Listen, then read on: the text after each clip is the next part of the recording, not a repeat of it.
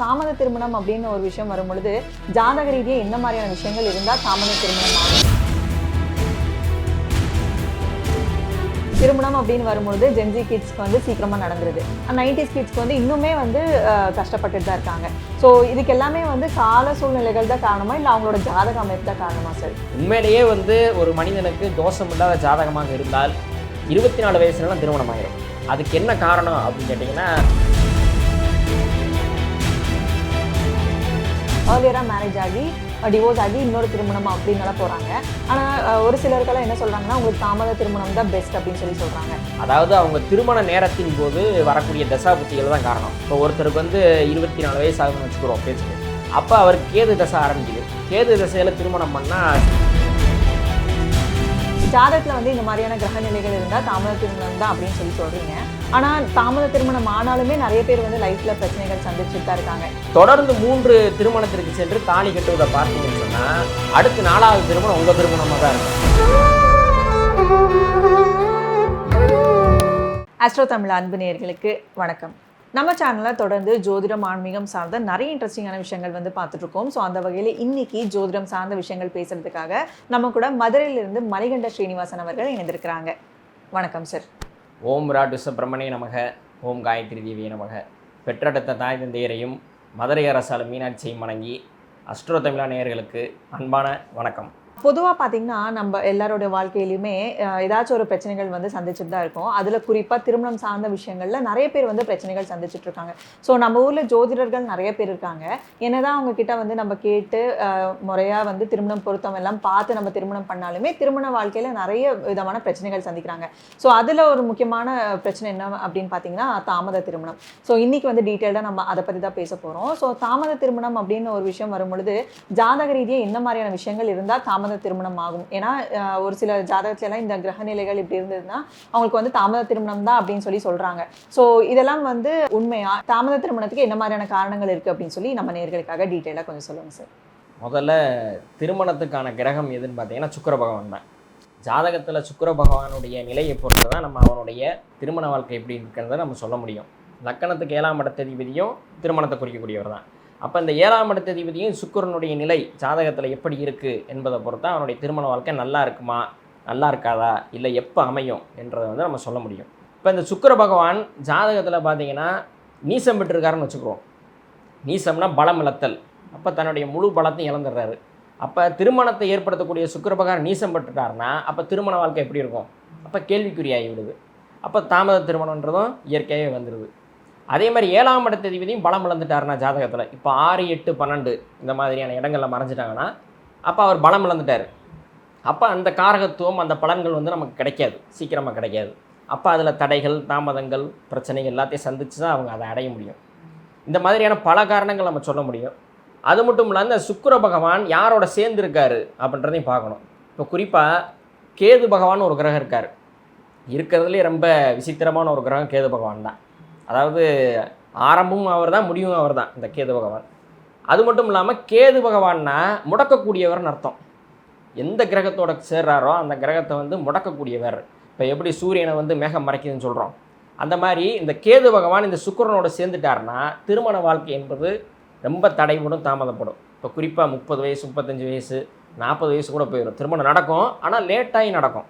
அப்புறம் 7ஆம் இடத்துல லக்கணத்திலிருந்து 7ஆம் இடத்துல எந்த கிரகம் இருக்குது அப்படின்றத நம்ம பார்க்கணும். இப்போ 7ஆம் இடத்துல இந்த கேது போய் உட்காந்துட்டால் கண்டிப்பாக அவங்களுக்கு தாமத திருமணம் தான். இது வந்து நம்ம எழுதி வச்சுக்கலாம். அதே மாதிரி பார்த்தீங்கன்னா இந்த சுக்கிரனை 7ஆம் இடத்துல போய் உட்காந்தாலும் அவங்களுக்கு தாமத திருமணம் தான். என்ன சுக்கிரன் தான் திருமணத்துக்கு கிரகம்னு சொல்கிறீங்க, இப்போ அவர் போய் 7ஆம் இடத்துல உட்காந்தா எப்படி திருமணம் தாமதமாகுன்னு கூட உங்களுக்கு கேள்வி வரலாம். இந்த இடத்துல தான் ஜோதிடத்துடைய சுச்சம்ன்றது இருக்குது. இப்போ ஒரு காரக கிரகம் என்கின்ற சுக்கிரன் அந்த ஸ்தானத்தில் போய் உட்காந்தா காரகோ பாவனாஸ்தி என்று பேர். அதுக்கு பேர் காரகம் பாவனாஸ்தி. இது வந்து எல்லா கிரகங்களுக்கும் எல்லா காரகத்துக்கும் பொருந்தும். குறிப்பாக திருமணத்துக்கு பார்த்தீங்கன்னா இந்த காரகோ பாவனாஸ்தி 7ஆம் இடத்தில் சுக்கிரன் இருப்பது என்பது இவங்களுக்கு திருமணத்தை தடை தாமதம் திருமணமானாலும் பல பிரச்சனைகளை ஏற்படுத்தும். அப்போ இந்த மாதிரியான பல அமைப்புகளை வச்சு தான் நம்ம வந்து அவருக்கு தாமத திருமணம் நடக்குமா இல்லை சீக்கிரமாக திருமணம் நடக்குமா என்பதை வந்து நம்ம சொல்ல முடியும். அப்புறம் பார்த்தீங்கன்னா இந்த குரு பகவான் என்பவர் ஒரு ஆன்மீக கிரகம்.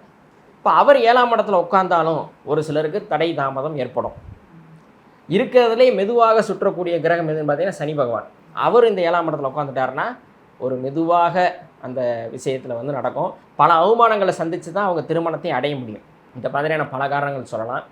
அப்புறம் பார்த்திங்கன்னா சூரிய பகவான் 7ஆம் இடத்தில் இருந்தால் அது கலத்திர தோஷம் என்று சொல்லப்படுகிறது. இப்போ கலத்திர தோஷம் இருக்கும்போது அவங்களுக்கு கண்டிப்பாக 30 வயசு தாண்டிடும். 30 வயசுக்கு மேலே தான் அவங்களுக்கு கல்யாணம் நடக்கும். நம்ம என்ன பார்த்தாலுமே அமையாது. திருமண நேரம் நடந்தாலும் கூட அதில் ஏதாவது ஒன்று வர மாதிரி தெரியும், தட்டி போயிடும், திருமணம் நடக்காது. இந்த மாதிரி தான் போகும். அப்போ இந்த மாதிரியான கிரக அமைப்பில் இருக்கிறவங்க கொஞ்சம் பொருத்தம் பார்க்கும்போது அதற்கேற்றாற் போல் பொருத்தத்தை பார்த்தாங்கன்னா அவங்க நல்ல வாழ்க்கையை அடையலாம் என்பது தான் நம்முடைய கணிப்பாக தெரியுது. ஸோ தாமத திருமணத்துக்கு கிரகநிலைகள் இது பற்றியெல்லாம் கொஞ்சம் டீட்டெயிலாக சொல்லியிருந்தீங்க. இதில் என்ன அப்படின்னு பார்த்தீங்கன்னா கேது அப்படின்னு வரும்பொழுது, இப்போது லக்னத்திலேயே கேது இருக்குது அப்படிங்கும்பொழுது அவங்களுக்கு கேது தசை வரும்பொழுது நிறைய விதமான பிரச்சனைகள் வந்து சந்திக்கிறாங்க மேரேஜ் விஷயத்தில். ஸோ இது வந்து கேது தசை நடக்கும்போது தான் இந்த பிரச்சனைகள் வருமா, கேது தசை நடக்காதவங்களுக்கு இந்த பிரச்சனைகள் வராதா? இதை பற்றி கொஞ்சம் டீட்டெயிலாக சொல்லுங்கள் சார். அதான் கேது பகவான் என்பவர் முடக்கக்கூடியவர் நம்ம சொன்னோம். அதே மாதிரி ஆன்மீக கிரகம் அவர் தான், ஒரு சாது சன்னியாசி. அப்போ தன்னுடைய ஆசைகளை துறந்து சன்னியாசியாக போகிறவங்களுக்கு பூராமே இந்த கேது பகவானுடைய ஆதிக்கம் அதிகமாக இருக்குன்னு அர்த்தம். இப்போ லக்கணத்தில் கேது இருந்துச்சுன்னா லக்கணம் என்பது ஒரு மனிதனுடைய உயிர். அப்போ உயிர் ஸ்தானத்தில் போய் அந்த கேது பகவான் உட்காரும்போது என்னன்னா அவருக்கு ஒரு பற்றற்ற நிலையை ஏற்படுத்தும். எது மேலுமே ஒரு பற்று இருக்காது. குறிப்பாக அந்த திருமண வாழ்க்கையில் சுத்தமாக பற்றே இருக்காது. பிடிச்சிருந்தா தானே திருமணம் பண்ண முடியும். அப்போ இந்த பற்று இல்லாத வாழ்க்கையில் அவங்க இருக்கும்போது எதுவுமே பிடிக்காது. அதனால தான் அவங்களுக்கு அந்த மாதிரி எண்ணங்கள்லாம் வருது. அதே மாதிரி இந்த கேது பகவான் சேரக்கூடிய கிரகங்களும் இருக்குது. இப்போ நம்ம ஏற்கனவே சொன்ன சுக்கிரன் தான் திருமணத்துக்கான கிரகம். அவரோட இந்த கேது சேர்ந்துருந்தால் கண்டிப்பாக அவங்களுக்கு தடை தாமதம் பிரச்சனை தான். அதேமாதிரி சூரியன் கேது, சந்திரன் கேது, குரு கேது, சனி கேது, இந்த மாதிரியான சேர்க்கைகள் இருந்தாலுமே அவங்களுக்கு வந்து தாமத திருமணம் தான் நடக்கும். இப்போ கேது பகவான் என்பவர் திருமண தாமதத்தை ஏற்படுத்துறதுல முக்கிய பங்கு வகிக்கிறார். ஜாதகத்தில் வந்து இந்த மாதிரியான கிரக நிலைகள் இருந்தால் தாமத திருமணம் தான் அப்படின்னு சொல்கிறீங்க. ஆனால் தாமத திருமணம் ஆனாலுமே நிறைய பேர் வந்து லைஃப்பில் பிரச்சனைகள் சந்திச்சுட்டு தான் இருக்காங்க. இப்போது ஏர்லியராக மேரேஜ் பண்ணுறவங்களுமே ப்ராப்ளம் சந்திக்கிறாங்க. இந்த மாதிரி லேட் மேரேஜ் ஆனாலுமே வந்து ப்ராப்ளம் சந்திக்கிறாங்க. ஸோ திருமணம் வாழ்க்கையில் தாமத திருமணம் தான் அப்படின்னு முடிவாயிடுச்சு அப்படின்னா அவங்களோட லைஃப் வந்து எப்படி இருக்கும் சார்? அதாவது குறிப்பாகவே 32 வயசுக்கு மேலே பார்த்தீங்கன்னா நம்ம ஜாதக பொறுத்தவரை பார்க்க வேண்டியது இல்லைன்னு சொல்லப்படுது. பாரம்பரிய ஜோதிடத்தில் 32 வயசாச்சுன்னா ஜாதகமே பார்க்க வேணாம், ராசி நட்சத்திரம் பார்க்க வேணாம், அவங்க 2 பேருக்கு பிடிச்சிருந்தா செஞ்சு வச்சிடலான்ற மாதிரியான அமைப்பு தான் சொல்கிறோம். ஆனால் யாருமே அதை கேட்க மாட்டாங்க. ஏன்னா அவங்களுக்குள்ள ஒரு மனசு பார்த்து செஞ்சுருவோமே. ஆனால் பார்த்தாலுமே அதுக்கு தகுந்த மாதிரி அவங்க நடக்க மாட்டாங்க. ஏன்னா அவங்களுக்கு அந்த பொண்ணை பிடிச்சிருக்கலாம், அந்த மாப்பிள்ளையை பிடிச்சிருக்கலாம். அப்போ நம்ம ஜாதகத்தில் இவங்களுக்கு பொருத்தம் இல்லைன்னு சொன்னோம்னா அதெல்லாம் அவங்க கேட்க மாட்டாங்க. அப்போ எல்லாமே கர்மா சார்ந்து அவர்களுடைய ஊழ்வினை சார்ந்து இருக்கிறதுனால நம்ம எதையுமே முன்கூட்டியே சொல்ல முடியாது. அவங்களுடைய விதிப்படி என்ன நடக்கணுமோ அது நடந்து தான் ஆகும். இருந்தாலும் ஜோதிடத்தை வரும்போது நம்ம சொல்லுவோம், இந்த மாதிரி வந்து உங்களுக்கு திருமணமானாலும் பிரச்சனை வருங்க அப்படின்றத நம்ம சொல்லுவோம். திருமணம் ஆகலைன்னா அந்த மன கஷ்டத்துலேயே நீங்கள் இருப்பீங்க அப்படின்றதையும் நம்ம சொல்லுவோம். அதனால் வந்து தாமத திருமணமானால் அப்படியே இருக்குன்றதும் கிடையாது. தாமத திருமணம் ஆனவங்களும் கூட அதுக்கப்புறம் நல்ல வாழ்க்கை நிலை அடைஞ்சவங்களும் இருக்காங்க. அது வந்து அவங்களுடைய ஜாதக அமைப்பை பொறுத்து தான் சொல்ல முடியும். இருந்தாலும் மேற்சொன்ன கிரக அமைப்புகள்லாம் நான் சொன்னேன்ல, இப்போ சுக்கிரன் கேது, குரு கேது, சனி கேது, சூரியன் கேது, அப்புறம் 7ஆம் இடத்துல சுக்கிரன், 7ஆம் இடத்துல கேது, இந்த மாதிரி அமைப்புகள் என்னென்னா திருமண வாழ்க்கையில் கண்டிப்பாக பிரச்சனையை கடைசி வரைக்கும் கொடுக்கும். ஏன்னா பிறந்துட்டோம், நம்ம பிறக்கும்போது எங்கே இருந்துச்சோ அதான் கடைசி வரைக்கும் இருக்க போகுது. அப்போ அது வந்து கடைசி வரைக்குமே அவங்களுக்கு தொடரும் தான் நான் சொல்ல முடியும், மாறாது.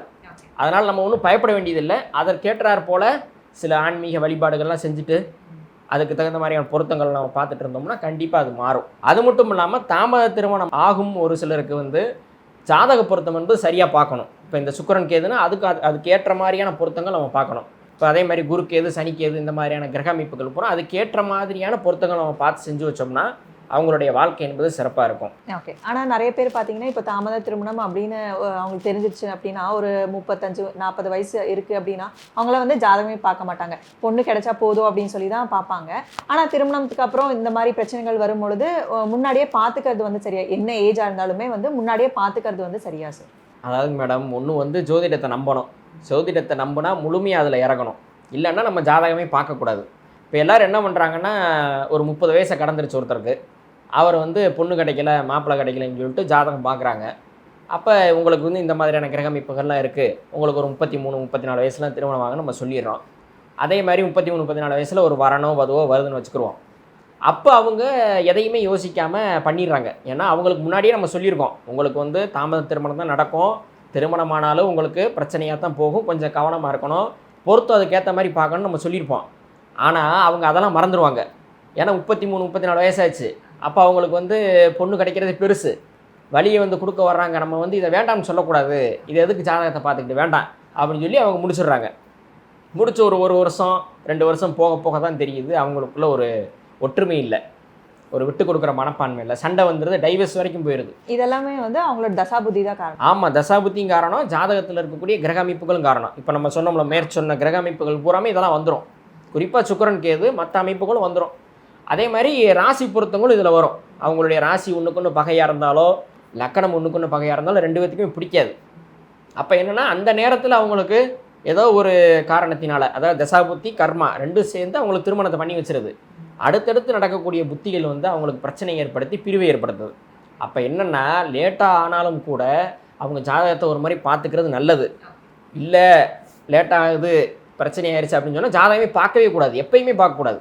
முன்னாடியும் பார்க்கக்கூடாது, பிரச்சனை ஆனதுக்கப்புறமும் பார்க்கக்கூடாது. அவங்க எல்லாத்தையுமே தானே வந்து ஃபேஸ் பண்ணக்கூடிய இடத்துக்கு அவங்க மனப்பக்குவத்தை கொண்டு வரணும்.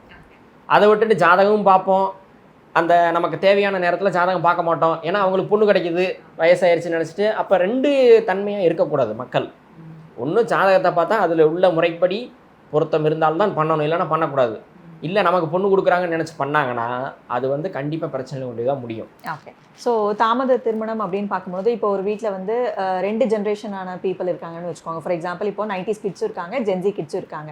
ஆனால் திருமணம் அப்படின்னு வரும்பொழுது ஜென்சி கிட்ஸ்க்கு வந்து சீக்கிரமாக நடந்துருது, 90s கிட்ஸ்க்கு வந்து இன்னுமே வந்து கஷ்டப்பட்டுட்டு தான் இருக்காங்க.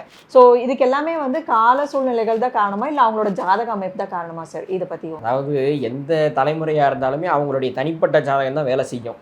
அது வந்து நம்ம Gen Z 90s kids 80s 70s சொல்ல வேண்டியதில்லை. அவங்களுடைய தனிப்பட்ட ஒரு மனிதனுடைய ஜாதகம் தான் அவங்களுக்கு வேலை செய்யும். ஏன்னா நிறைய புலம்பல்கள் வந்து 90s கிட்ஸ் தான் புலம்புறாங்க. ஆமாம், அது இருக்குது, அது வந்து தவிர்க்க முடியாதது. இப்போ 80கள்லேயே நம்ம எடுத்துக்கிறோம், 90ஸ்க்கு முன்னாடி எடுத்துக்கிட்டாலும் கூட ஒரு குடும்பத்தில் 4 பேர் அண்ணன் தம்பி இருக்காங்கன்னா கடைசி ஆளுக்கு திருமணம் ஆயிரும், மூத்தவருக்கு திருமணமே ஆகாது. இப்போ இந்த மாதிரி அந்த காலத்துலேருந்து இப்போ வரைக்கும் இருக்குது. அதனால் இந்த தலைமுறைகளுக்குள்ள பிரச்சனை இல்லை, அவங்களுடைய ஜாதக ரீதியான பிரச்சனைகள் தான், தனிப்பட்ட ஜாதக ரீதியான பிரச்சனைகள் தான் காரணமாக இருக்கும். ஸோ தாமத திருமணம் அப்படின்னு பார்க்கும்பொழுது இப்போ ஒரு சிலருக்கெல்லாம் வந்து ஏர்லியராக மேரேஜ் ஆகி டிவோர்ஸ் ஆகி இன்னொரு திருமணம் அப்படின்னால போகிறாங்க. ஆனால் ஒரு சிலருக்கெல்லாம் என்ன சொல்கிறாங்கன்னா உங்களுக்கு தாமத திருமணம் தான் பெஸ்ட் அப்படின்னு சொல்கிறாங்க. ஸோ இது 2 விஷயமும் நீங்கள் எப்படி பார்க்குறீங்க சார்? அதாவது அவங்க திருமண நேரத்தின் போது வரக்கூடிய தசாபுத்திகள் தான் காரணம். இப்போ ஒருத்தருக்கு வந்து 24 வயசு ஆகுதுன்னு வச்சுக்கிறோம் பேச்சுக்கு, அப்போ அவர் கேது தசை ஆரம்பிக்குது. கேது தசையில் திருமணம் பண்ணால் சிறப்பாக இருக்காது. ஓகே. அப்போ நம்ம சொல்லுவோம் கேது தசை முடியட்டும், ஒரு 30 வயசு ஆகட்டும், தாமத திருமணம் பண்ணால் நல்லதுன்னு நம்ம சொல்லுவோம். இப்போ இந்த மாதிரி வரக்கூடியவங்களுக்கு அவங்க அப்படி பண்ணுறது தான் நல்லது, தாமதமாக பண்ணுறது தான் நல்லது. அதை கேட்காம அவங்க பண்ணாங்கன்னா இந்த கேது தசையில் பிரிவை ஏற்படுத்தி விட்டுரும். அப்போ அவங்களுடைய நேரத்தின் அடிப்படையில் தசாபுத்தி என்னவோ, அவங்களுடைய திருமண வயதப்போ என்ன தசாபுத்தி அதுபடி தான் அவங்களுக்கு எல்லாமே நடக்கும். அதை வந்து நம்ம முன்கூட்டியே சொல்ல முடியாது. ஒவ்வொரு ஜாதகமும் வேறு வேறையாக இருக்குல்ல, தசாபுத்திகள் வேறு வேறையாக இருக்கும். இப்போ அதை நம்ம முன்கூட்டியே சொல்ல முடியாது. இப்போ வந்து தாமத திருமணத்துக்கு வந்து தோஷங்களுமே ஒரு சில தோஷங்கள் வந்து காரணமாக இருக்குது அப்படின்னு சொல்கிறாங்க. ஸோ தாமத திருமணத்துக்கு என்னென்ன மாதிரியான தோஷங்கள் வந்து காரணமாக இருக்கும் சார்? அது குறிப்பாக பார்த்தீங்கன்னா செவ்வாய் தோஷம் ஒரு காரணமாக இருக்குது. இந்த செவ்வாய் தோஷம் வந்து பல விதிவிலக்குகள் இருக்குது, இருந்தாலும் ஒரு சில லக்னங்களுக்கு இந்த செவ்வாய் தோஷம் கடுமையாக பாதிக்கும். அது என்னன்னு பார்த்தீங்கன்னா மிதுனம், கன்னி, மகரம், கும்பம், இந்த 4 லக்கண ராசிகளுக்கு செவ்வாய் தோஷம் என்பது கடுமையான பாதிப்பை ஏற்படுத்தும். அது வந்து எத்தனை வயசாக இருந்தாலும் அது விடாது. இந்த தாமத திருமணத்துக்கு இது முக்கியமான காரணமாக இருக்குது. மற்ற ராசி லக்னங்களுக்கு அவங்களுடைய ஜென்ம ஜாதகத்தில் எப்படி இருக்கோ அதுக்கு தகுந்த மாதிரி மாறும். ஸோ திருமணம் சார்ந்த விஷயங்களில் செவ்வாய் தோஷம் மட்டும்தான் காரணமாக இருக்கா, இல்லை செவ்வாய் தோஷம் யோகத்தையும் தரும் அப்படின்னு சொல்கிறாங்க? யோகம் தரக்கூடிய செவ்வாய் அப்படின்னா என்ன சார்? அதாவதுங்க மேடம், இந்த செவ்வாய் என்பது ஒரு சில லக்கணங்களுக்கு யோகாதிபதியாக வருவார். இப்போ கடக லக்கணம், சிம்ம லக்கணம், மேசம்னாலே லக்னாதிபதி அவர் தான், விருச்சகத்துக்கு லக்னாதிபதி அவர் தான். அப்போ கடகம், சிம்மம், தனுசு, மீனம் ஆகிய 4 ராசி லக்கணங்களுக்கு அவர் யோகத்தை செய்யக்கூடிய வரதுனால அவங்களுக்குலாம் இந்த செவ்வாய் பகவான் தோஷமாக செயல்பட மாட்டார், யோகமாக தான் செயல்படுவார். இப்போ செவ்வாய் பகவானாலே இடம், சொத்து பத்து, பெரிய செல்வாக்கு, செல்வந்தர் இப்படி தான் இருப்பாங்க. யார் சொல்கிறது கேட்க மாட்டாங்க அந்த செவ்வாய் பலமாக இருக்கிறவங்க. அப்போ செவ்வாய் அவங்களுக்குலாம் யோகமாக செய்யும். குறிப்பாக இந்த புதனை ராசி அதிபதியாகவும் லக்னாதிபதியாகவும் கொண்டவர்களுக்கும் சனி பகவானை ராசி லக்னாதிபதியாக கொண்டவர்களுக்கும் கடுமையான பாதிப்பு ஏற்படுத்துவார். ஏன்னா சனி, புதன், செவ்வாய் பகை கிரகங்கள் ஒன்றுக்கொன்று. அப்போ இவங்களுக்குள்ளே மட்டும் நம்ம கொஞ்சம் கவனமாக இருக்கணும். அதேமாதிரி திருமண பொருத்தத்தின் போதும் கூட இந்த மாதிரியான லக்கணங்களை சேர்க்கக்கூடாது. அதாவது மிதுனம், கன்னியை வந்து செவ்வாயுடைய லக்னாதிபதிகளுக்கு சேர்க்கக்கூடாது. சேர்க்கக்கூடாது. அதே மாதிரி சனியினுடைய லக்னாதிபதியில் செவ்வாயோட லக்னாதிபதிகளுக்கு சேர்க்கக்கூடாது. அப்படி சேர்த்தா அவங்களுக்கு பிடிக்காது, பிரச்சனை பிரிவு தான் வரும். ஓகே. ஸோ இந்த மாதிரி பொருத்தம் விஷயமெல்லாம் நம்ம இன்னும் டீட்டெயிலாக வந்து பேசலாம் சார். இப்போ பொதுவாக ஒரு விஷயம் வந்து நம்மளுக்கு கிடைக்குது அப்படின்னா ஒரு விஷயத்தை வந்து இழக்க வேண்டியதாக இருக்கும் அப்படின்னு சொல்லி பொதுவாக சொல்லுவாங்க.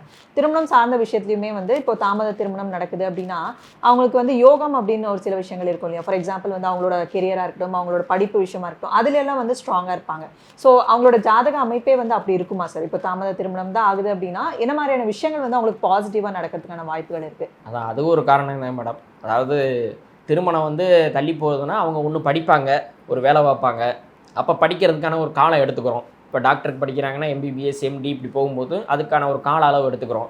அப்படி ஒவ்வொரு படிப்புக்குமே ஒரு கால அளவு இருக்குது. அதே மாதிரி அவங்களுடைய வேலை அதுக்கு ஒரு கால அளவு இருக்குன்ற போது திருமணம்ன்றது தள்ளி தள்ளி போகுது. உண்மையிலேயே வந்து ஒரு மனிதனுக்கு தோஷம் இல்லாத ஜாதகமாக இருந்தால் 24 வயசுலலாம் திருமணம் ஆயிரும். ஓகே. அதுக்கு என்ன காரணம் அப்படின்னு கேட்டிங்கன்னா, பிறந்தப்ப குரு பகவான் ஒரு ராசியில் இருப்பார். இப்போ உதாரணத்துக்கு மேச ராசியில் குரு பகவான் இருக்காருன்னு வச்சுக்கிறோம். அவர் ஒரு சுற்றி வந்தால் 12 வயசு திரும்ப மேச ராசிக்கு வந்துடுவார். 2வது முறை சுற்றுனாருன்னா 24 வயசு அதே மேச ராசியில் வருவார். அப்போ இந்த 24 வயசு குரு பகவான் 2 சுற்றி முடித்த உடனே அவனுக்கு திருமணம் ஆயிடும். இதுதான் தோஷமே இல்லாத ஜாதகம். அவர் வந்து கெரியரில் இருந்தாலும் சரி, படிப்பில் இருந்தாலும் சரி, எது இருந்தாலுமே திருமணம் ஆயிரும். அதையும் பார்ப்பாங்க, இதையும் பார்ப்பாங்க. அதான் தோஷம் இல்லாத ஜாதகம். ஏதோ ஒரு வகையில் தோஷம் இருக்கிறனால தான் அவங்களுக்கு தாமத திருமணத்துக்குள்ளே போகுது. தோஷம் இல்லைன்னா 24 தான். ஏன்னா நிறைய பேருக்கு வந்து இப்போ நல்ல வேலையில் இருக்காங்க, நல்லா சம்பாதிக்கிறாங்க, அந்த பாசிட்டிவ் அப்படிங்கிறது வந்து ஒரு விஷயம் இருக்கு. ஆனால் நெகட்டிவ் அப்படின்னு பார்க்கும்போது திருமணம் வந்து கைகூடவே மாட்டேங்குது. ஸோ இதுக்கு காரணம் வந்து அதுவாக கூட இருக்குமா அப்படின்னு? உலகத்திலே வந்து இந்த திருமணம் தான் ரொம்ப ரொம்ப முக்கியம். படிப்பு வேலைன்றதை தாண்டி ஒரு மனிதன் வந்து ஒரு அன்பை காட்டுறதுக்கு ஒரு திருமண வாழ்க்கைன்றது தேவை. பணம் வேலை எல்லாம் 2வது தான் ஜோதிடத்தை பொறுத்தளவு. ஏன்னா அந்த காலத்துலலாம் அப்படி இல்லை. யாருமே வந்து படிக்கணும், வேலைக்கு போகணும் அப்படின்றது வந்து ஒரு குறுகிய வட்டமாக தான் இருந்துச்சு. இப்போ வந்து பறந்து விரிந்த உலகமாகிட்டதுனால எல்லாருமே ஒவ்வொன்றுக்கு ஆசைப்பட்றாங்க. வெளிநாடு போகணுன்னு ஆசைப்பட்றாங்க. ஒரு சிலர் வந்து வீடு கட்டணும்னு ஆசை, வீடு கட்டிட்டு தான் நான் கல்யாணம் பண்ணுவேன்றாங்க. இன்னும் ஒரு சிலர் வந்து கவர்மெண்ட் வேலைக்கு போனதுக்கப்புறம் தான் கல்யாணம் பண்ணுவோன்றாங்க. இப்படி வந்து பல ஆசைகளை அவங்களுக்குள்ளே வச்சுக்கிட்டாங்க. இப்போ முன்னாடிலாம் அது இல்லை. ஏதோ ஒரு வேலை, அவங்க சாப்பாட்டுக்கு தேவையான வருமானம், ஒரு சொந்த வீடு, இது இவ்வளவு தான் போதும். அப்போ திருமணம் வந்து சரியான நேரத்தில் நடந்துச்சு. இப்போ வந்து ஒவ்வொருத்தருடைய ஆசை என்பது வளர வளர இந்த திருமண வயது என்பது கூடிக்கொண்டே போகுது. 30 வயசுனா பெருசு. அப்போ 30 வயசாக கல்யாணம், இப்போ 30 தானே ஆகுது, பரவாயில்லையே பையனுக்கு 30 தானே, பரவாயில்ல இன்னொரு 2-3 வருஷத்தில் பண்ணிக்கலாம் அப்படின்றாங்க. அது வந்து தவறு. எது எப்படியோ 24லேருந்து 27 வயதுக்குள்ளே அனைவருமே திருமணம் என்கின்ற பந்தத்துக்குள் வந்து விட வேண்டும். அப்போ தான் அவங்களுடைய வாழ்க்கை என்பது இனிமையடையும். ஓகே. ஸோ தாமத திருமணம் அப்படின்னு பார்க்கும்போது இப்போ நிறைய பேர் அதுதான் ப்ராப்ளம் ஃபேஸ் பண்ணுறாங்க. ஸோ அதற்குண்டான இப்போது எளிமையான பரிகாரங்களோ இல்லை வழிபாடுகளோ இது மூலியமாக வந்து சரி பண்ணிக்கலாம் அப்படின்னா நீங்கள் என்ன சொல்லுவீங்க சார்? இது வந்து நான் பரிகாரம் கூட சொல்ல மாட்டேன். ரொம்ப ரொம்ப எளிமையான விஷயம்தான். வழிபாடுன்னு தான் நான் சொல்லுவேன். இதை திருச்சி ஸ்ரீரங்கம் பள்ளிகொண்ட பெருமாளை வருடத்திற்கு ஒரு முறை சென்று பார்க்க வேண்டும், வழிபாடு செய்ய வேண்டும். அவர்கிட்ட போய் வேண்டிக்கிட்டோம்னா கண்டிப்பாக அடுத்த முறை நான் அங்கே போகிறதுக்குள்ளே திருமணம் என்பது கைகூடிவிடும். இது வந்து 100% உண்மை. நான் சொல்லி பல பேருக்கு இது நடந்திருக்கு. ஏன்னா வந்து ஸ்ரீரங்கம் என்பது சுக்கிரனுடைய ஸ்தலம். இப்போ அங்கே போயிட்டு வரும்போது இந்த ஜாதகத்தில் இருக்கக்கூடிய சுக்கிரன் சம்மந்தப்பட்ட தோஷங்கள், சுக்கிரன் கேது சம்மந்தப்பட்ட தோஷங்கள்லாம் விலகி உடனடியாக திருமணம் நடந்துருது. இது வந்து வெள்ளிக்கிழமை அங்கே போகலாம். இல்லைனா உங்களுடைய ஜென்ம நட்சத்திரம் வரும்போது திருச்சி ஸ்ரீரங்கம் சென்று வழிபாடு செய்து வந்தால் இந்த தடை தாமதம் திருமணம் என்பது சரியாகிவிடும். அது மட்டும் இல்லாமல் உங்கள் ஊரில் இருக்கக்கூடிய தேரோட்டம், அந்த தேரோட்டத்துக்கு போய் வடம் பிடித்து இழுக்க வேண்டும். தேரோட்டம் போகிறதுனா வந்து சும்மா போய் தேர் வர்றதை பார்த்துட்டு வர்றது கிடையாது. தேர்லேருந்து தேர் ஆரம்பிக்கிறதுலேருந்து முடிக்கிற வரைக்கும் அந்த வடக்கயிறை பிடித்து இழுக்க வேண்டும். அப்படி இழுக்கும்போது அந்த இறைவன் இறைவியை பார்த்து எனக்கு நல்லபடியான ஒரு வரன் வதுவை அமைத்து கொடுக்க வேண்டும் என்று வேண்டிக் கொண்டால் அடுத்த வருஷம் தேரோட்டத்துக்குள்ளே உங்களுக்கு கல்யாணம் ஆயிரும். இதுவும் வந்து ஒரு அற்புதமான ஒரு விஷயம். இதை நீங்கள் செஞ்சு பார்க்கணும். செஞ்சு பார்த்தா தான் தெரியும். 30 வயசாகிடுச்சு இன்னும் திருமணம் ஆகலைன்னா போய் உங்கள் ஊரில் நடக்கக்கூடிய தேரோட்டத்தில் கலந்து கொண்டு திருத்தேர் வடம் பிடித்து இழுங்க. இது வந்து மிக மிக முக்கியமான ஒன்று. அது மட்டும் இல்லாமல் வெள்ளிக்கிழமை உங்கள் ஊரில் அருகில் இருக்கக்கூடிய பெருமாள் கோயிலுக்கு போயிட்டு வரணும். ஸ்ரீரங்கம் என்பது ஆண்டுக்கு ஒரு முறையோ மாதம் ஒரு முறையோ போகலாம். ஆனால் அவங்க வீட்டுக்கு பக்கத்தில் இருக்கக்கூடிய பெருமாள் கோயிலுக்கு அடிக்கடி போகணும். குறிப்பாக வெள்ளிக்கிழமை போயிட்டு வந்தீங்கன்னா இந்த சுக்கிரன் சம்மந்தப்பட்ட தோஷங்கள்லாம் விலகும். அது மட்டும் இல்லாமல் உங்களை வந்து திருமணத்துக்கு அழைப்பாங்க, பத்திரிக்கை வச்சு அழைப்பாங்க. அப்படி போகும்போது நீங்கள் என்னென்னா மதியம் தான் சாப்பாட்டு டயத்துக்கு போயிட்டு சாப்பிட்டுட்டு ஃபோட்டோக்கு போஸ்ட் கொடுத்து வந்துடுவீங்க. அது தவறு. திருமணத்துக்கு போகிறதா இருந்தால் தாலி கட்டுவதை பார்க்க வேண்டும். தொடர்ந்து 3 திருமணத்திற்கு சென்று தாலி கட்டுவதை பார்த்தீங்கன்னு சொன்னால் அடுத்து 4வது திருமணம் உங்கள் திருமணமாக தான் இருக்கும். அப்படி ஒரு மிகச்சிறப்பான ஒரு அமைப்பு இந்த திருமணம் தாலி கட்டுவதை பார்ப்பது. இது மட்டும் செய்ய உங்களுக்கு எல்லாமே சரியாகிவிடும். ஓகே, ரொம்ப சிறப்பாக வந்து இதற்குண்டான பரிகாரம் சொல்லியிருக்கீங்க. ஸோ தாமத திருமணத்துக்கு என்ன மாதிரியான ஜாதக அமைப்பு இருந்துச்சுன்னா அவங்களுக்கு தாமத திருமணம் தான் நடக்கும், அதற்குண்டான பரிகாரங்கள் இது எல்லாமே வந்து ரொம்ப டீட்டெயிலாக நம்ம நேர்களுக்காக சொல்லியிருக்கீங்க சார். ஸோ ரொம்பவே நன்றி வந்ததுக்கு. ஸோ ஜோதிடம் சார்ந்த நிறைய விஷயங்கள் வந்து அடுத்தடுத்து பேசலாம் சார். அது வரைக்கும் நன்றி, வணக்கம். உலக மக்கள் அனைவரும் நீடூடி சந்தோஷமாக வாழ எல்லாம் வல்ல இறைவன் ஸ்ரீ விராட் விஸ்வகர பரபிரமத்தை வேண்டிக் கொண்டு விடைபெறுகிறேன். நன்றி, வணக்கம்.